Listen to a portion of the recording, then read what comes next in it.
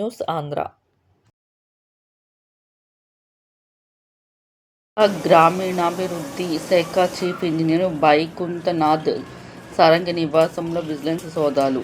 అంగుల్, భువనేశ్వర్, పిపిలిలోని 7 ప్రదేశాల్లో దాడులు. 2 కోట్లకు పైగా నగదు స్వాధీనం. విజిలెన్స్ అధికారులు వస్తున్నట్లు తెలుసుకుని కిటికీలోంచి నోట్ల కట్టలను బయటకు విసిరేసిన వైకుంఠనాథ్. ఆదాయానికి మించి ఆస్తుల కేసులో వైకుంఠనాథ్ అదుపులోకి తీసుకున్న విజిలెన్స్ అధికారులు.